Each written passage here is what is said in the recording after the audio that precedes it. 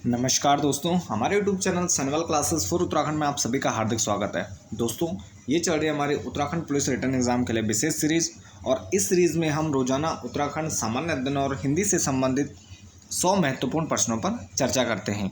तो आइए प्रारंभ करते हैं। सबसे पहले हमारे उत्तराखंड के 50 प्रश्न हैं, जिसमें पहला प्रश्न है हमारा कि तालेश्वर ताम्रपत्र की खोज कब हुई। तो तालेश्वर ताम्रपत्र की खोज होती है 1915 ईस्वी में और ये संबंधित किससे है। जो ये तालेश्वर ताम्रपत्र है ये पौरव वंश से संबंधित है। तो कुनिंदों के बाद उत्तराखंड का प्रमुख राजवंश है पौरव राजवंश और इस राजवंश को उत्तराखंड में शासन प्रशासन प्रारंभ करने का श्रेय भी जाता है और इसी से संबंधित है ये तालेश्वर ताम्रपत्र, जिसकी खोज 1915 ईस्वी में हुई। अगला प्रश्न है कि बद्रीदत्त पांडे ने कार्तिकेयपुर का प्राचीन नाम क्या माना है।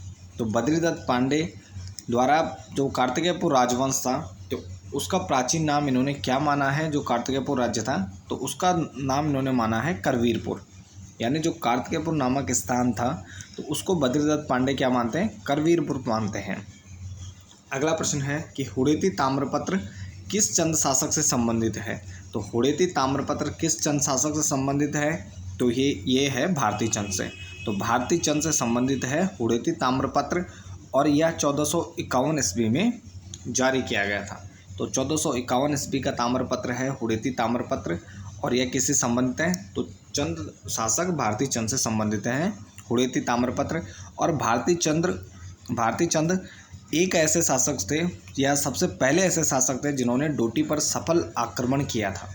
तो सफल आक्रमण करते हैं डोटी पर भारती चंद, और जो चंद डोटी को टैक्स देते थे या कर देते थे तो उससे मुक्ति पाते हैं और स्वतंत्र सत्ता स्थापित करते हैं भारती चंद। अगला प्रश्न है कि मुगल शासक अकबर द्वारा किस चंद शासक को 84 माल परगना देने का फरमान जारी करते हुए जमींदार की उपाधि दी थी। तो मुगल शासक अकबर के द्वारा किस चंद शासक को 84 माल परगना यानी तराई क्षेत्र जो उधम सिंह नगर है तो उसके आसपास का जो क्षेत्र है तो उसको देने का फरमान जारी करते हुए जमींदार की उपाधि दी थी। तो ये दी थी रुद्रचंद को। और रुद्रचंद लाहौर में मुलाकात भी करते हैं अकबर से, तो रुद्रचंद को ही 84 माल परगना देते हुए जमींदार की उपाधि देते हैं मुगल शासक अकबर।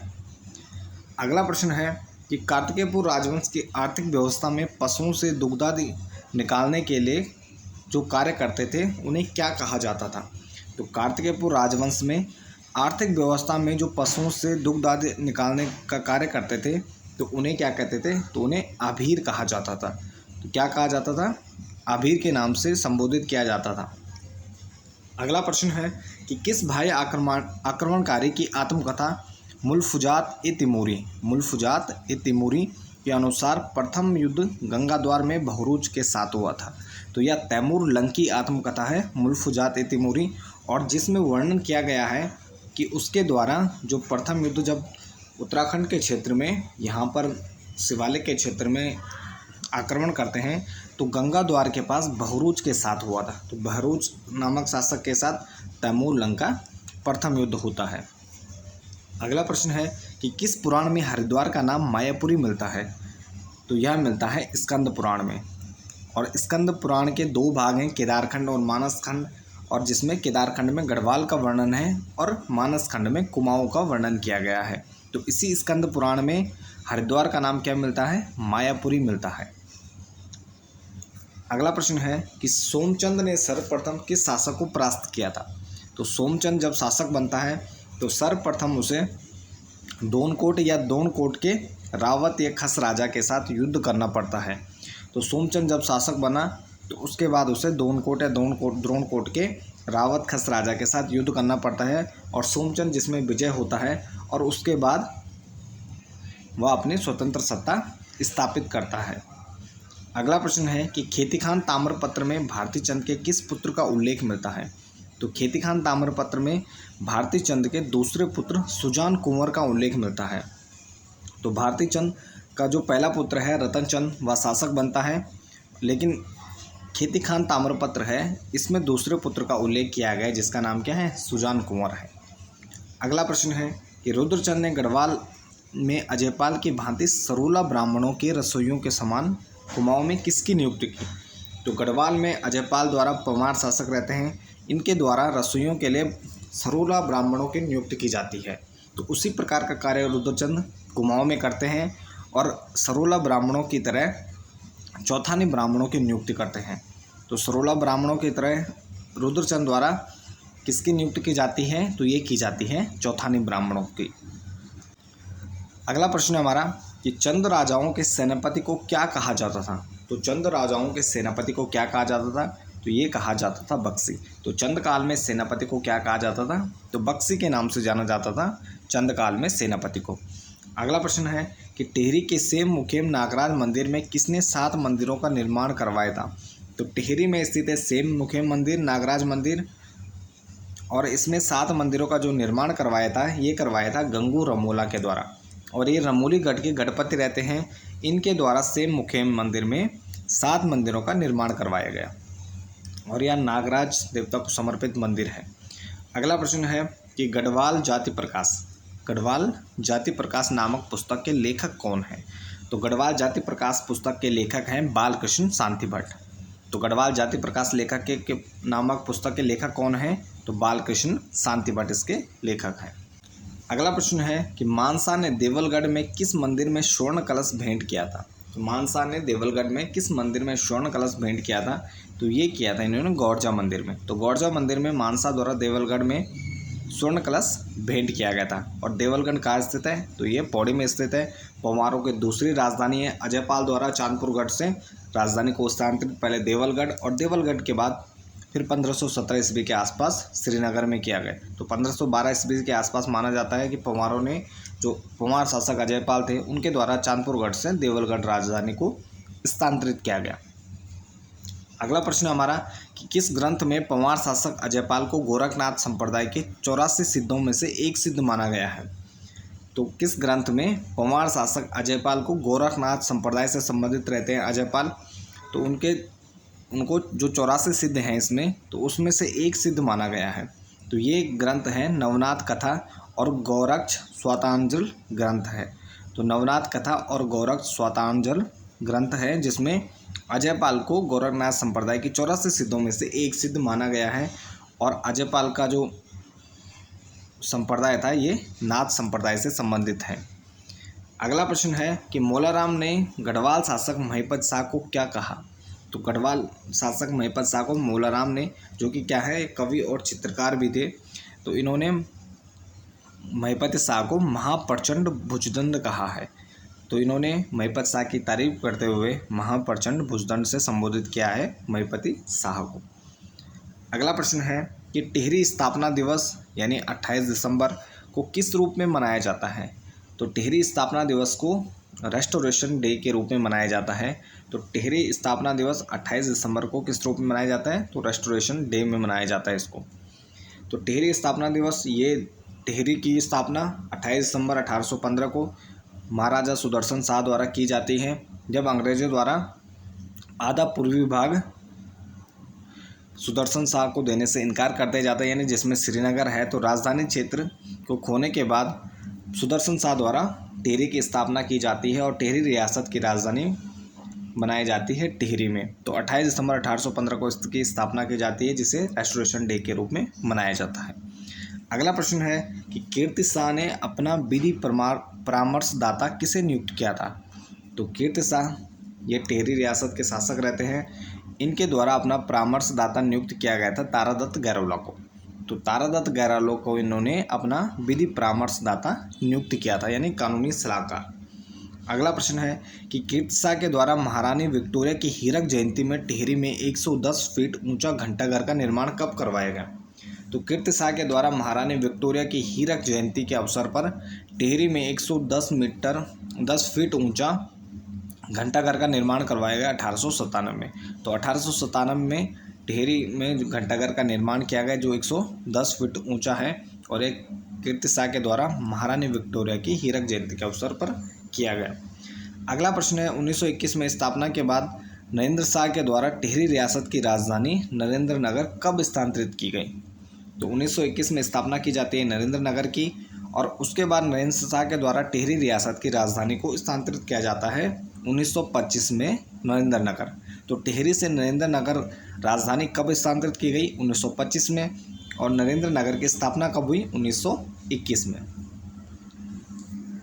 अगला प्रश्न है कि कुमाऊं पर गोरखाओं के अधिकार के बाद प्रथम सूबेदार या सूबा किसे नियुक्त किया गया? जब कुमाऊं पर 1790 में गोरखाओं ने अधिकार कर लिया तो उसके बाद यहाँ पर क्या है, गोरखाओं द्वारा शासन प्रशासन को चलाने के लिए सूबेदार या सूबा नियुक्त किए जाते थे।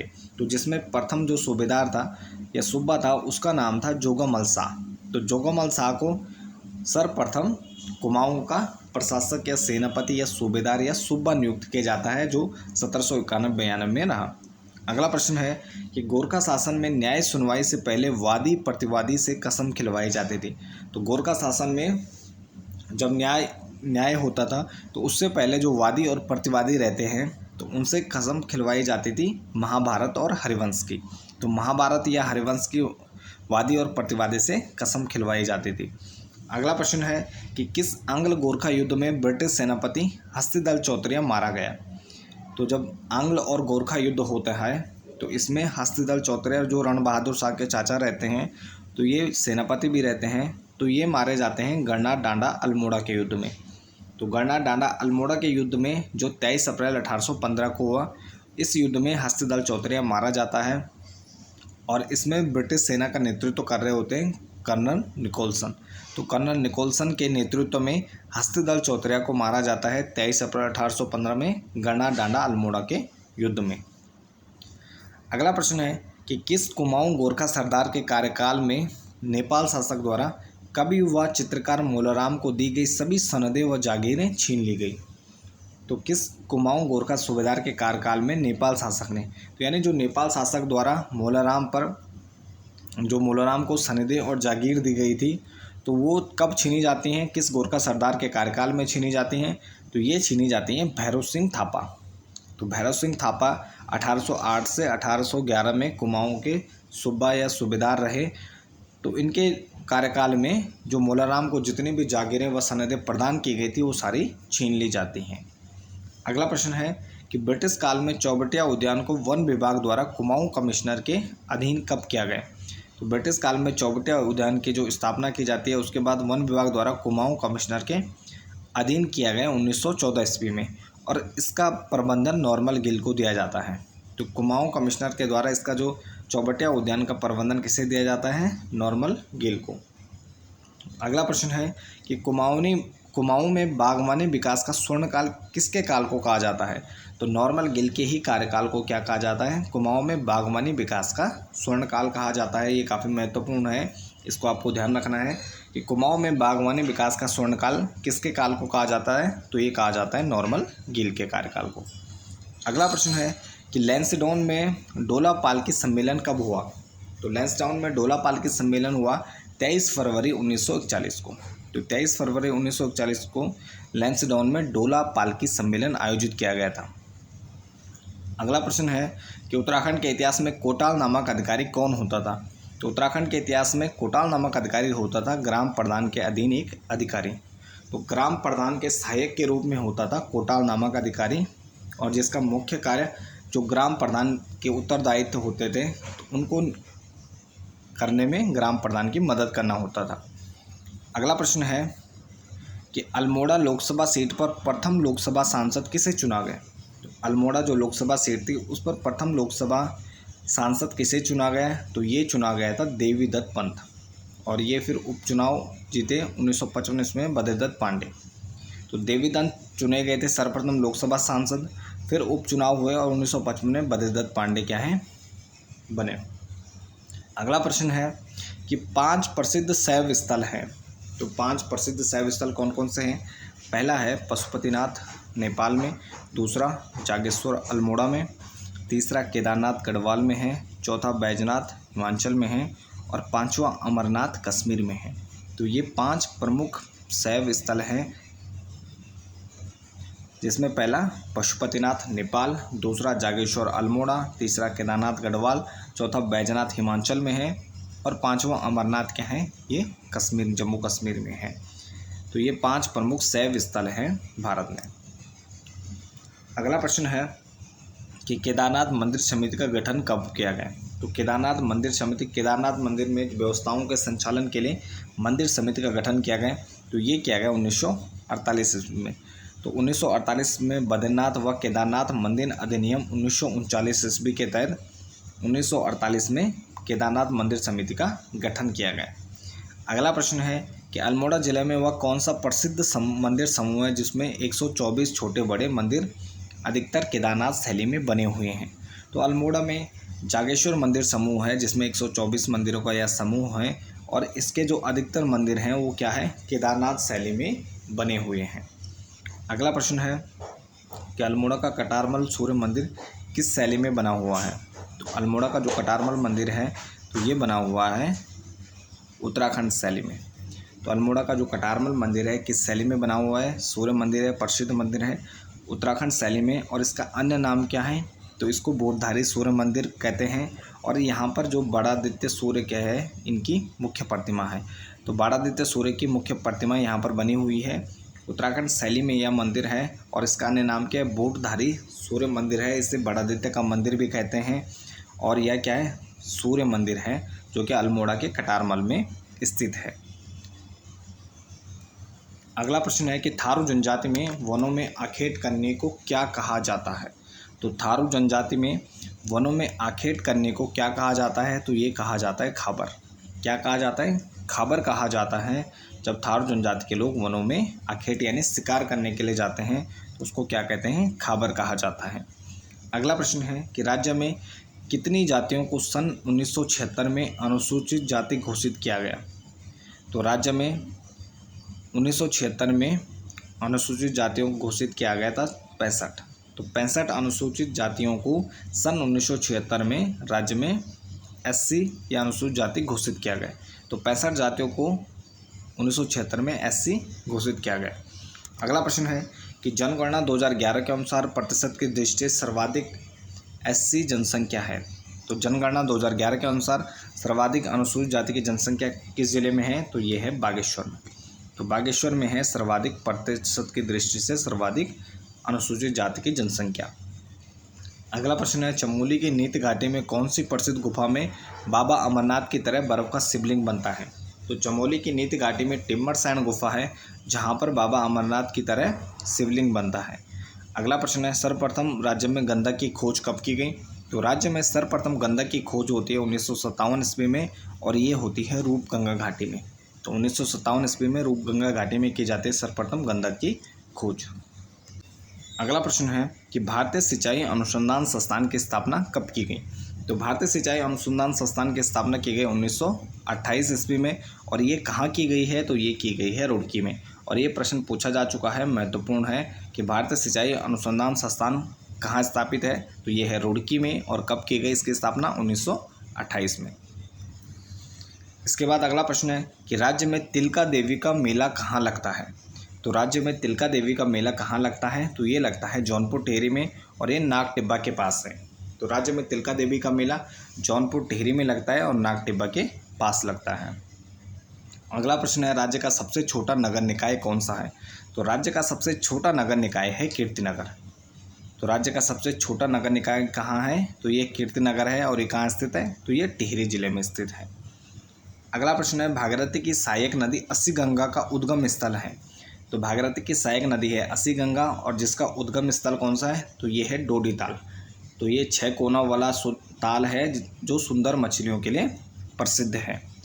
तो यह अस्सी गंगा का उद्गम स्थल भी है डोडी ताल और यह ताल उत्तरकाशी जिले में स्थित है और इसे 6 कोनों वाला ताल भी कहा जाता है और यह सुंदर मछलियों के लिए प्रसिद्ध है और अस्सी गंगा का क्या है, उद्गम स्थल है और यह भागीरथी की सहायक नदी है। अगला प्रश्न है कि गढ़वाल का प्रवेश द्वार एवं गढ़वाल का ग्रास्टीनगंज या स्टील सिटी ऑफ उत्तराखंड। तो गढ़वाल का प्रवेश द्वार, गढ़वाल का ग्रास्टीनगंज या स्टील सिटी ऑफ उत्तराखंड किसे कहा जाता है, तो ये कहा जाता है कोटद्वार को। तो गढ़वाल का प्रवेश द्वार, गढ़वाल का ग्रास्टीनगंज और स्टील सिटी ऑफ उत्तराखंड कहा जाता है कोटद्वार को। और ये कहाँ स्थित है, तो ये पौड़ी गढ़वाल में स्थित है। अगला प्रश्न है कि कालो डांडा यानी पौड़ी का नाम वायसराय लैंसडाउन के नाम पर कब रखा गया। तो कालो डांडा का नाम वायसराय लैंसडाउन के नाम पर रखा गया 21 सितंबर 1890 को। तो 21 सितंबर 1890 को कालो डांडा का नाम क्या रखा गया? लैंसडाउन रखा गया।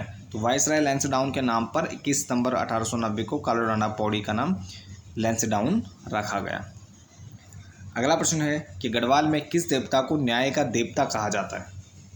तो गढ़वाल में न्याय का देवता कहा जाता है कंडोलिया देवता को, और कुमाऊं में गोलू देवता को न्याय का देवता माना जाता है। अगला प्रश्न है कि राज्य कर भवन कहाँ स्थित है? तो राज्य कर भवन स्थित है श्रीनगर पौड़ी में। तो राज्य कर भवन कहाँ स्थित है? तो यह है श्रीनगर पौड़ी में स्थित है। अगला प्रश्न है पिथौरागढ़ के किस प्रसिद्ध विष्णु मंदिर को 2019 में विश्व धरोहर घोषित किया गया? तो पिथौरागढ़ का कोटली का विष्णु मंदिर है जिसे 2019 ईस्वी में विश्व धरोहर में शामिल किया गया था। अगला प्रश्न है कि राज्य में स्थित ट्रांस हिमालय का निर्माण किन चट्टानों से मिलकर हुआ है? तो राज्य में ट्रांस हिमालय का निर्माण, जो कि बहुत कम भाग है हमारे उत्तराखंड में इसका ट्रांस हिमालय का, तो यह किन चट्टानों से मिलकर बना है? तो ये बना है अवसादी चट्टानों से। तो अवसादी चट्टानों से मिलकर बना है ट्रांस हिमालय। अगला प्रश्न है कि राज्य में आपदाओं के समय तुरंत रिस्पॉन्स करने हेतु एनडीआरएफ की तर्ज पर एसडीआरएफ का गठन कब किया गया? तो एनडीआरएफ की तर्ज पर एसडीआरएफ का गठन किया गया आपदाओं के समय तुरंत रिस्पॉन्स हेतु 9 अक्टूबर 2013 को। तो 9 अक्टूबर 2013 को एनडीआरएफ की तर्ज पर एसडीआरएफ का गठन किया गया है, और इसका गठन किया गया 9 अक्टूबर 2013। अगला प्रश्न है कि मालपा भूस्खलन यह कहाँ होता है? पिथौरागढ़ में होता है, और कब हुआ? तो मालपा भूस्खलन कब हुआ? तो ये 18 अगस्त 1998 को हुआ, और ये मालपा कहाँ है? ये पिथौरागढ़ में है। और राहत अभियान का नाम क्या रखा गया? तो इसके लिए जो राहत अभियान चलाया गया उसका नाम था ऑपरेशन ब्लू एंजल। और इस भूस्खलन में नृत्यांगना प्रोतिमा बेदी की मृत्यु हो जाती है। तो नृत्यांगना प्रोतिमा बेदी की मृत्यु होती है, और यह जो मालपा भूस्खलन था यह 18 अगस्त 1998 में हुआ, और राहत अभियान चलाया गया ऑपरेशन ब्लू एंजल। तो ये प्रश्न भी कई बार पूछा जा चुका है, कई बार इसका सन पूछा जा चुका है, कई बार तिथि पूछी जा चुकी है। तो आपको ध्यान रखना है ये तीनों फैक्ट हैं यहाँ से कि 18 अगस्त 1998 को मालपा भूस्खलन होता है, राहत अभियान का नाम ऑपरेशन ब्लू एंजल रखा गया, और एक नृत्यांगना की मृत्यु हो जाती है प्रोतिमा बेदी। इसके बाद सामान्य अध्ययन व सामान्य ज्ञान से संबंधित 30 महत्वपूर्ण प्रश्न हैं, जिसमें पहला प्रश्न है कि सैंधव सभ्यता का प्रमुख स्थल रोपड़ किस नदी के तट पर स्थित है? तो सैंधव सभ्यता का प्रमुख स्थल जो रोपड़ है, तो यह किस नदी के तट पर है? तो ये है सतलज नदी के तट पर है। तो सतलज नदी के तट पर है, और ये कहाँ है? ये पंजाब में स्थित है, और इसकी खोज की थी यज्ञदत्त शर्मा द्वारा। तो रोपड़ नामक स्थान सतलज नदी के तट पर है, सैंधव सभ्यता का स्थल है, और इसकी खोज यज्ञदत्त शर्मा द्वारा की गई। अगला प्रश्न है कि अशोक का शिलालेख पढ़ने में सर्वप्रथम किसने सफलता प्राप्त की? तो अशोक के शिलालेख पढ़ने में सर्वप्रथम सफलता प्राप्त की थी जेम्स प्रिट्सेप ने 1837 में। तो 1837 में सर्वप्रथम जेम्स प्रिट्सेप के द्वारा अशोक के शिलालेख पढ़ने में सफलता प्राप्त हुई। अगला प्रश्न है कि संगम साहित्य में समाज में निम्न वर्ग की महिलाओं जो मुख्यतः खेती का कार्य करते थे उन्हें कहा जाता है? तो संगम साहित्य समाज में निम्न वर्ग की जो महिलाएं रहती हैं, जो मुख्यतः क्या है? कृषि कार्य से संबंधित होती थी। तो कृषि कार्य से संबंधित जो महिलाएं हैं, तो उनको क्या कहा गया? तो उनको कड़े सिवर कहा जाता था। क्या कहा जाता था? कड़े सिवर कहा जाता था। जो संगम साहित्य समाज में निम्न वर्ग की महिलाएं हैं, तो इसमें वर्णन किया गया है संगम साहित्य में। अगला प्रश्न है कि घोड़ा दागने व सैनिकों का हुलिया दागने की प्रथा की शुरुआत की? तो घोड़ा दागने व सैनिकों का हुलिया बनाने की प्रथा किसने की थी? तो ये घोड़ा दागने और सैनिकों का हुलिया बनवाने की प्रथा ये शुरू की थी अलाउद्दीन खिलजी द्वारा। तो अलाउद्दीन खिलजी द्वारा सर्वप्रथम घोड़े दागने और सैनिकों का हुलिया लिखने की प्रथा प्रारंभ की गई। अगला प्रश्न है ब्रिटिशों द्वारा बंगाल विभाजन की घोषणा को कब लागू किया गया? तो अंग्रेजों के द्वारा बंगाल विभाजन की घोषणा को लागू किया गया 16 अक्टूबर 1905 को। तो बंगाल का विभाजन की जो घोषणा को लागू किया गया था 16 अक्टूबर 1905। अगला प्रश्न है कि सविनय अवज्ञा आंदोलन का प्रारंभ कब हुआ? तो सविनय अवज्ञा आंदोलन का प्रारंभ हुआ 6 अप्रैल 1930 को। तो 6 अप्रैल 1930 को सविनय अवज्ञा आंदोलन का प्रारंभ किया गया। अगला प्रश्न है कि अफ्रीका के उष्ण घास के मैदान क्या कहलाते हैं? तो अफ्रीका के उष्ण घास के मैदान कहलाते हैं सवाना, और शीतोष्ण घास के मैदान क्या कहलाते हैं? तो उनको वेल्ड के नाम से जाना जाता है। तो अफ्रीका के उष्ण घास के मैदान सवाना और शीतोष्ण घास के मैदान वेल्ड। अगला प्रश्न है कि इटली की गंगा किस नदी को कहा जाता है? तो इटली की गंगा कहा जाता है पो नदी को। तो इटली की गंगा किस नदी को कहा जाता है? तो ये कहा जाता है पो नदी। अगला प्रश्न है कि प्यासी भूमि का देश किस महाद्वीप को कहा जाता है?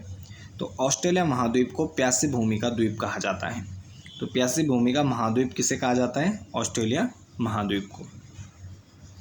अगला प्रश्न है कि न्यूजीलैंड में उच्च पर्वतों से उतरने वाली गर्म एवं शुष्क हवा। तो न्यूजीलैंड में उच्च पर्वतों से उतरने वाली गर्म एवं शुष्क हवा को क्या कहा जाता है? तो उसको नॉर्थवेस्टर कहा जाता है। तो नॉर्थवेस्टर कहा जाता है गर्म एवं शुष्क हवा को, न्यूजीलैंड में जो उच्च पर्वतों से उतरती है। अगला प्रश्न है कि भारत की सबसे ऊंचाई पर स्थित झील कौन सी है? तो भारत की सबसे ऊंचाई पर स्थित झील है चोलामू झील, और यह क्या है? तीस्ता नदी का उद्गम भी है। तीस्ता नदी का उद्गम चोलामू झील यह भारत की सबसे ऊंचाई पर स्थित झील भी है। अगला प्रश्न है विश्व में मीठे जल की झील सबसे बड़ी झील कौन सी है? तो विश्व में मीठे जल की सबसे बड़ी झील है सुपीरियर झील। तो सुपीरियर झील क्या है? विश्व की सबसे बड़े मीठे पानी की झील है। अगला प्रश्न है कि भारतीय दलहन अनुसंधान संस्थान कहाँ है? तो भारतीय दलहन अनुसंधान संस्थान कहाँ स्थित है? तो यह है कानपुर में। तो भारतीय दलहन अनुसंधान संस्थान कानपुर। अगला प्रश्न है कि गंगा सागर परियोजना किस नदी पर बनी हुई है? तो गंगा सागर परियोजना बनी हुई है चंबल नदी पर, और ये कहाँ है? मध्य प्रदेश में। तो गंगा सागर परियोजना चंबल नदी मध्य प्रदेश में स्थित है। अगला प्रश्न है कि सिमलीपाल अभयारण्य कहाँ स्थित है? तो सिमलीपाल अभयारण्य है उड़ीसा में। तो सिमलीपाल अभयारण्य कहाँ स्थित है? तो ये स्थित है उड़ीसा में। अगला प्रश्न है कि सम्राट अशोक किसका उत्तराधिकारी था? तो सम्राट अशोक किसके उत्तराधिकारी थे? तो ये थे बिंदुसार के। तो बिंदुसार के उत्तराधिकारी रहते हैं सम्राट अशोक, और यह क्या है? मौर्य वंश से संबंधित थे। अगला प्रश्न है कि भारत में पहला फ़ोन कब लॉन्च किया गया? तो भारत में पहला फ़ोन लॉन्च किया गया 1995 में। तो भारत में सर्वप्रथम फ़ोन कब लॉन्च किया गया? 1995। अगला प्रश्न है कि वंदे मातरम गीत के लेखक कौन हैं? तो वंदे मातरम गीत के लेखक हैं बंकिम चंद्र चटर्जी। तो बंकिम चंद्र चटर्जी द्वारा लिखा गया है वंदे मातरम। अगला प्रश्न है कि रणथंभौर चीता शरण स्थल कहाँ स्थित है? तो रणथंभौर चीता शरण स्थल कहाँ स्थित है? तो ये स्थित है राजस्थान में। तो राजस्थान में स्थित है रणथंभौर चीता शरण स्थल। अगला प्रश्न है कि भारत में किस राज्य में सर्वाधिक जनसंख्या घनत्व है? तो भारत में सर्वाधिक जनसंख्या घनत्व वाला राज्य कौन सा है? तो ये है अपना बिहार। तो बिहार क्या है? भारत में सर्वाधिक जनसंख्या घनत्व वाला राज्य है। अगला प्रश्न है भारत में कौन सा राज्य सबसे अधिक राज्यों की सीमाओं को स्पर्श करता है? तो भारत का ऐसा कौन सा राज्य है जो सबसे अधिक राज्यों की सीमाओं को स्पर्श करता है, या उसकी सीमाएं सबसे अधिक राज्यों से मिलती हैं? तो ये है अपना उत्तर प्रदेश। तो उत्तर प्रदेश क्या है? सबसे अधिक राज्यों की सीमाओं को स्पर्श करता है। अगला प्रश्न है कि भारत में सबसे लंबा रेलवे जोन कौन सा है? तो भारत का सबसे लंबा रेलवे जोन है उत्तरी रेलवे। तो उत्तरी रेलवे क्या है? भारत का सबसे लंबा रेलवे जोन भी है। अगला प्रश्न है भारत की सबसे ऊंची पर्वत चोटी। भारत की सबसे ऊंची पर्वत चोटी है K2। गॉडविन ऑस्टिन क्या है? भारत की सबसे ऊंची पर्वत चोटी है K2। अगला प्रश्न है ब्रह्मपुत्र नदी का उद्गम कहाँ से होता है? तो ब्रह्मपुत्र नदी का उद्गम होता है तिब्बत में कैलाश पर्वत के पूर्वी ढाल से। तो तिब्बत में कैलाश पर्वत के पूर्वी ढाल से, यहाँ पर राकास्थल है, तो इससे ब्रह्मपुत्र नदी का उद्गम होता है। अगला प्रश्न है कि राज्यसभा का स्थायी सदन कहा जाता है। तो राज्यसभा का स्थायी सदन कहा जाता है क्योंकि इसे भंग नहीं किया जा सकता। क्योंकि राज्यसभा क्या है? एक स्थायी सदन है, या भंग नहीं होता है, तो इसलिए इसको क्या कहते हैं? स्थायी सदन कहते हैं। अगला प्रश्न है कि भारत में कब पहली बार राष्ट्रीय आपातकाल की घोषणा की गई? तो भारत चीन युद्ध के समय 1962 के समय सर्वप्रथम राष्ट्रीय आपातकाल की घोषणा की गई थी। तो भारत में सर्वप्रथम राष्ट्रीय आपातकाल की घोषणा 1962 भारत चीन युद्ध के समय। अगला प्रश्न है भारत के प्रथम उपराष्ट्रपति। तो भारत के पहले उपराष्ट्रपति थे राधाकृष्णन। तो डॉक्टर एस राधाकृष्णन क्या थे? भारत के पहले उपराष्ट्रपति थे। अगला प्रश्न है भारत राज्यसभा के सदस्य का कार्यकाल होता है। तो राज्यसभा के सदस्यों का कार्यकाल क्या होता है? 6 वर्ष। और लोकसभा के सदस्यों का 5 वर्ष होता है, और राज्यसभा के सदस्यों का कार्यकाल 6 वर्ष होता है। अगला प्रश्न है कि भारत में ब्लू सिटी के नाम से किस शहर को जाना जाता है? तो भारत में ब्लू सिटी के नाम से जाना जाता है जोधपुर को। तो राजस्थान के जोधपुर को ब्लू सिटी के नाम से जाना जाता है। अगला प्रश्न है कि आंध्र प्रदेश का लोक नृत्य है, तो कुचिपुड़ी क्या है? आंध्र प्रदेश का लोक नृत्य है। इसके बाद हमारे हिंदी के 20 महत्वपूर्ण प्रश्न हैं। पहला प्रश्न है हिंदी का कि तितली किसकी रचना है? तो तितली नामक रचना है जयशंकर प्रसाद की, और यह उपन्यास से, तो जयशंकर प्रसाद की रचना है तितली। अगला प्रश्न है कि उसने कहा था कि मुख्य पात्र का क्या नाम है? तो उसने कहा था कि मुख्य पात्र का नाम है लहना सिंह। तो उसने कहा था मुख्य पात्र के नाम का क्या नाम है? तो लहना सिंह। अगला प्रश्न है कि भारत की प्रथम देश भाषा कौन सी है? तो भारत की प्रथम देश भाषा है पाली। तो भारत की प्रथम देश भाषा कौन सी है? पाली। अगला प्रश्न है कि जिसको प्रसन्न करना कठिन हो, तो जिसको प्रसन्न करना कठिन हो उसे क्या कहा जाएगा? तो इसे दुरासाध्य कहा जाएगा। तो जिसको प्रसन्न करना कठिन हो क्या हो जाएगा? दुरासाध्य। अगला प्रश्न है कि मैंने कहा कुछ और उसने सुना कुछ और। तो मैंने कहा कुछ और उसने सुना कुछ और किस प्रकार का वाक्य है? तो इसमें और आ रहा है तो सामान्यतः क्या हो जाएगा? मिश्र वाक्य हो जाएगा। अगला प्रश्न है कि ओजस्वी शब्द का विलोम शब्द है, तो ओजस्वी का विलोम क्या हो जाएगा? निस्तेज। तो ओजस्वी का विलोम निस्तेज। अगला प्रश्न है कि पुनर्जन्म का संधि विच्छेद होगा, तो पुनर्जन्म का संधि विच्छेद क्या हो जाएगा? ये इसमें विसर्ग संधि होगी, पुनः धन जन्म, तो ये इसमें क्या हो जाएगा? विसर्ग संधि। अगला प्रश्न है जिन शब्दों के अंत में आ आता है तो ऐसे शब्द क्या कहलाते हैं? तो जिन शब्दों के अंत में अ आता है तो ऐसे शब्द क्या कहलाते हैं? अकारांत शब्द कहलाते हैं। अगला प्रश्न है कि भाषा का शुद्ध रूप का ज्ञान किससे होता है? तो भाषा के शुद्ध रूप का ज्ञान होता है व्याकरण से। तो व्याकरण से होता है भाषा के शुद्ध रूप का ज्ञान। अगला प्रश्न है कि हिंदी में स्वतंत्र रूप से बोले जाने वाले अक्षर क्या कहलाते हैं? तो हिंदी में स्वतंत्र रूप से बोले जाने वाले अक्षर क्या कहलाते हैं? तो ये स्वर कहलाते हैं।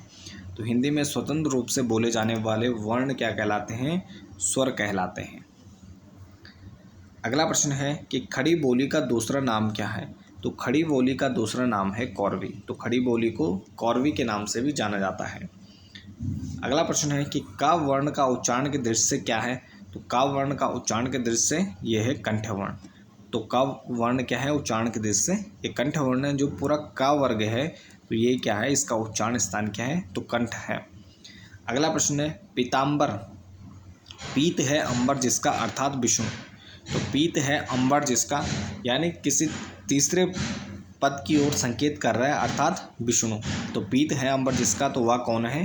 भगवान विष्णु है। तो इसमें कौन सा समास होगा? तो जब तीसरे पद की ओर संकेत होता है तो कौन सा समास हो जाएगा? तो ये बहुव्रीहि समास हो जाएगा। अगला प्रश्न है कि मैया मैं तो चंद्र खिलौना ले हैं। तो इसमें कौन सा अलंकार है? तो ये रूपक अलंकार है।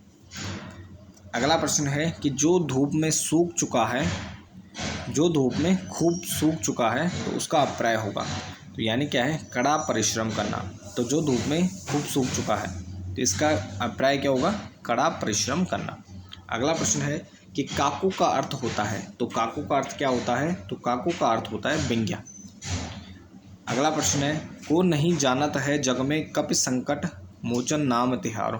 को नहीं जानत है जग में कपि संकट मोचन नाम तिहारो। तो इसमें या इन पंक्तियों में कौन सा छंद है? तो इसमें मतंग पद छंद है। तो इसमें क्या है? मतंग पद छंद है। अगला प्रश्न है कि सिर पर धारण करने के लिए एक शब्द होगा। तो सिर पर धारण करने योग्य के लिए एक शब्द क्या होगा? तो ये होगा सिरोधार्य। तो सिरोधार्य क्या हो जाएगा? सिर पर धारण करने योग्य। अगला प्रश्न है कि अर्ध सममात्रिक जाति का छंद है। तो दोहा क्या होता है? अर्ध सममात्रिक जाति का छंद होता है। और आज का हमारा अंतिम प्रश्न है कि प्रेमचंद एक सशक्त उपन्यास गोदान है। तो प्रेमचंद का गोदान उपन्यास किस प्रकार का है? तो प्रेमचंद का जो गोदान उपन्यास है तो ये एक सामाजिक उपन्यास है। तो किस प्रकार का उपन्यास है? तो सामाजिक उपन्यास है गोदान, और ये किसके द्वारा लिखा गया है? मुंशी प्रेमचंद। तो ये थे हमारे आज के 100 महत्वपूर्ण प्रश्न। तो इसके साथ इस वीडियो को यहीं पर समाप्त करते हैं। बाकी बने रहे आप चैनल के साथ। धन्यवाद।